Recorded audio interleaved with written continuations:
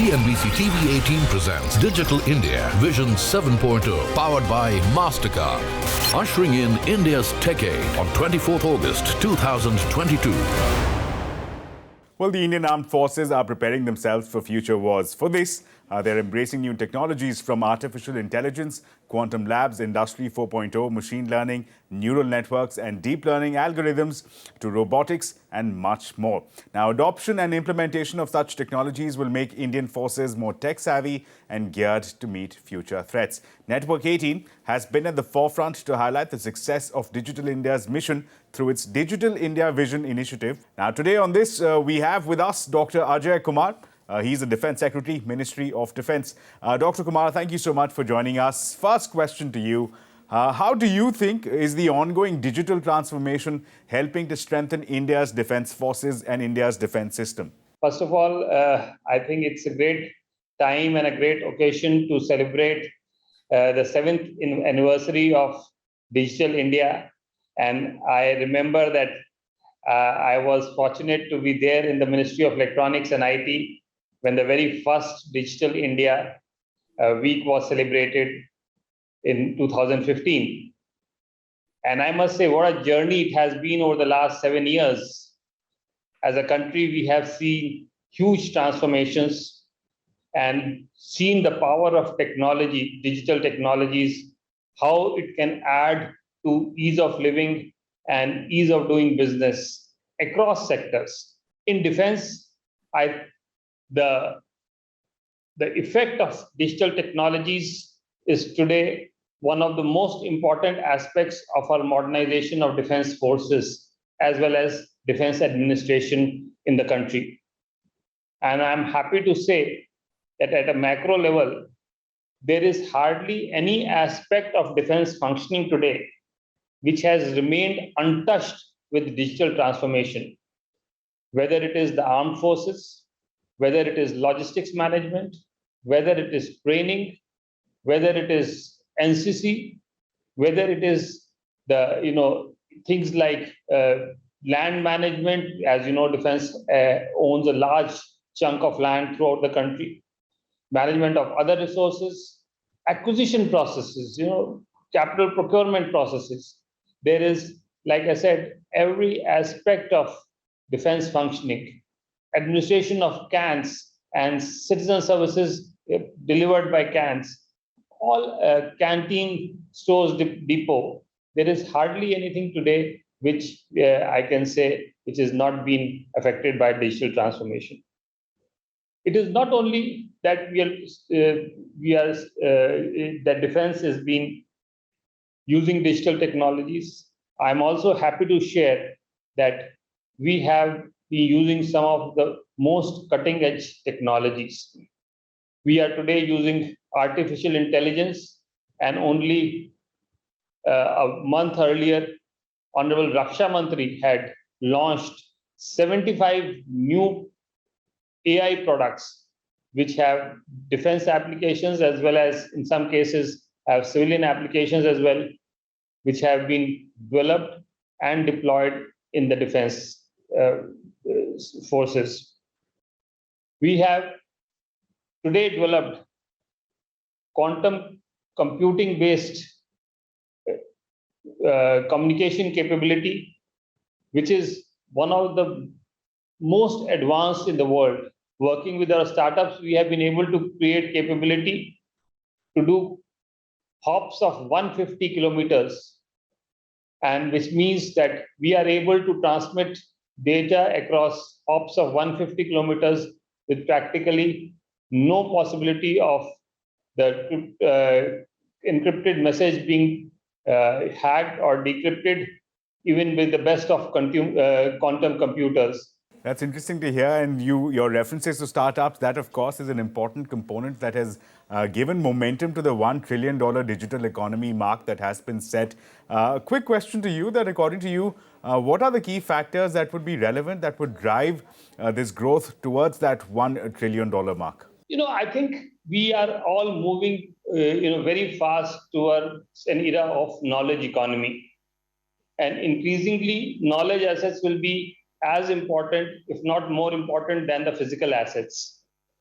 And to create knowledge assets, innovation is going to be the key. Given the fact that India, with its large demographic dividend and large number of people who are particularly science and engineering graduates, we have huge potential to create a very vibrant, innovative ecosystem in the country. We're already seeing offshoots of that. I mean, if you look at it, the number of smart youngsters today who are opting for setting up a startup as against going for well-established jobs is increasing all across the country. Even in tier 2, tier 3 towns, we are seeing youngsters today opting for startups, which is something which was unbelievable when we graduated from college. And that's actually a very, very positive sign as far as creating the innovative ecosystem is concerned. And one is not surprised that over the last 1.5 years, we have been seeing a unicorn coming out of India practically every week to 10 days. And I'm also very confident that it's not going to be very long that we will see the first defense unicorn coming out of India. So I think overall, the startups have a huge role to play in the 1 trillion economy, both in terms of creating jobs, creating employments. And if I were to generalize my experience in defense in terms of what startups can do, like I said, I mean, they are creating new technologies at fraction the cost and double the speed. And that's something which will help us to speed up our race towards going towards a 1 trillion economy. Right, Dr. Kumar. Now, final question, a message perhaps that you would want to leave for the benefit of our viewers on this initiative by CNBC TV18, the initiative of Digital India Vision 7.0, and the experiences that you witnessed over the 7 years since the inception of the Digital India mission. I would like to say, first of all, like I said, I think it's a great thing that this program you are organizing, because it brings out the fact that the power of transformation which digital technologies bring is uncomparable with anything else. And second is, today, our experience in the last 7 years has shown that a lot of doubtsayers who felt that, India, with its level of literacy, with its high density of population in rural areas, how fast would be our ability to learn and adapt to digital technologies. I think all those doubtsayers have been proven wrong. India has shown that it is one of the fastest adopters of new technology. The digital payment system has shown this. The digital services, the way they have been adopted, it has been shown. The way practically all ministries and sectors of government have adopted digital services, and the way people have adopted it has demonstrated this. So I think it speaks tremendously of the capability of we as a people, we as a nation, to adopt digital technologies, and that's something on which the future of our Digital India program and the future adoption of new technologies will, we find ourselves in a very positive frame to go ahead and take up new challenges. Thank you so much for taking our time, sharing your thoughts and perspective for the benefit of our viewers. It's been lovely having you here, and we'd like to extend our gratitude for being a part of CNBC TV18's Digital India Vision 7.0.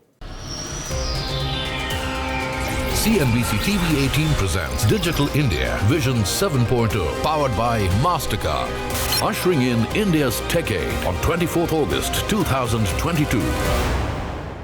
Well, the telecom sector is one of the prime movers of the economy and the key enabler in making India a digital society. Now, the government of India's reforms and relief measures for the telecom sector will enable the industry to achieve the goals of Digital India. Network 18 has been at the forefront to highlight the success of Digital India's mission through the Digital India Vision initiative. Now today, to discuss this, we have with us A K Tiwari, Member, Technology and DG with DOT. Mr. Tiwari, thank you so much for joining us. First question to you. India is the second largest telecom market in the world. Where do we see India heading with the emerging technologies in the telecom sector in the coming future? It is true that India is the second largest telecom market in the world. And not only this, the data rate in India is globally one of the lowest. So we are the second largest in telecom market with around 120 crore of subscriber base. But so far, India is a consumption market, totally dependent on import in telecom. So for this question, how I foresee future of India with respect to two perspectives. Firstly, now we are leading towards Atmanirbharta, that is vision of our Honorable Prime Minister. So we in this ministry, in DOT, we are facilitating with all startups, MSME and major vendors also to develop indigenous 5G product telecom, indigenous LTE based also product in telecommunication so that to make India independent of import burden actually. Presently, we are having core, RAN, BTSA. What I mean to say, we are having end-to-end product, IPR-based product, developed, designed in India. So with this facility, we will be able to reduce burden, import burden, and not only import burden, we will be able to export it in future. And secondly, with the second perspective, the emerging 5G technology with the IoT and machine-to-machine communication will bring revolution that is called Industry 4.0, the Adyogik Kranti. So with this Industry 4.0 revolution, we will be able to help to realize $1 trillion digital economy, which is vision, actually our country vision, by 2025. And I'm sure the department, our country is able to reap that benefit to achieve that goal. Mr. Tiwari, we're at the cusp of a change or revolution as far as mobile telephony and mobile connectivity is concerned. I'm talking about 5G here. How is that set to redefine the internet ecosystem in the country? 5G is not just another mobile technology, but it is gateway of fourth industrial revolution, Industry 4.0, Adyogik Kranti 4.0. Like earlier what we were having, white revolution, Harit Kranti, green revolution, all these things. So now it is era of, and India is proceeding towards that direction, Industry 4.0, Adyogik Kranti. Adyogik Kranti 4.0 is not possible on 4G platform because 4G is having better internet speed, and whatever benefit we could reach, we are already on that process. Actually, we have maximum realized. This 5G is not only limited to the subscribers in terms of speed, rather it is having some few more beneficial features. First of that is it will give very high internet speeds. That will be to the tune of Gbps actually, not like Mbps, which we are having in 10, 20, 50 Mbps in 4G. But this 5G will give in terms of Gbps.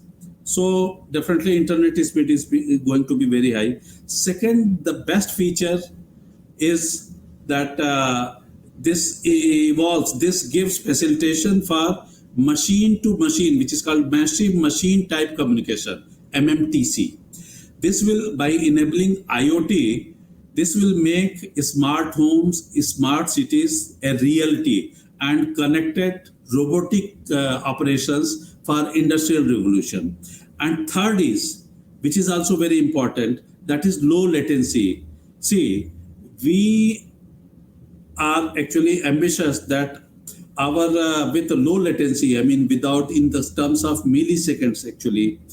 Suppose some doctor sitting in Mumbai, if he wish to operate a patient, to monitor a patient in Ladakh, there should not be a latency. Latency should not be in the seconds, rather it should be in the milliseconds, so that he will be able to see the real-time picture status of the patient, and he can use robotic operation sitting in Bombay and patient is in Ladakh, like that situation.